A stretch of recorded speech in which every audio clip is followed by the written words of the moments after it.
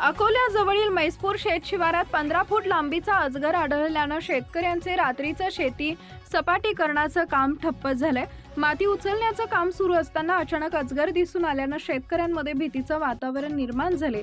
अनेकांनी काम बंद करून घरी परतणं पसंत केलं। घटनेची माहिती मिळता सर्पमित्र व मानद वन्यजीव रक्षक बाळ काळणे यांनी वन विभागाच्या टीमसह घटनास्थळी धाव घेतली। वनरक्षक नितीन सावळे, राम काकडे, तुषार आवारे व वैद्यकीय सहाय्यक प्रवीण पवार यांच्या उपस्थितीत वनपाल गजानन गायकवाड यांच्या मार्गदर्शनाखाली रेस्क्यू मोहीम राबवण्यात आली।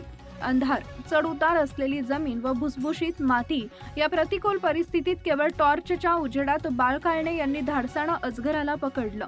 यावेळी तुषार आवारे यांनी मोलाची मदत केली। अनुभवी काळणे यांनी योग्य नियोजन करत अजगर सुरक्षितरित्या पकडून वन विभागाच्या ताब्यात दिला। विशेष म्हणजे कॅन्सरमुळे 79% दिव्यांग असतानाही बाळ काळणे गेल्या 30 वर्षांपासून वन्यजीव रक्षणाचं कार्य सातत्यानं करत आहेत। त्यांनी आतापर्यंत अकोला जिल्ह्यात 70हून अधिक अजगरांचा रेस्क्यू केलाय। या कारवाई दरम्यान उपस्थित असलेल्या शेतकरी प्रकाश शेळके, महादेव मानकर, दत्ता मानकर, अमोल डेहनकर, राम शेळके, प्रणव निकोले, श्याम शेळके यांनी या धाडसी रेस्क्यूचं कौतुक करत वन विभाग व बाळ काळणे यांचे आभार मानले।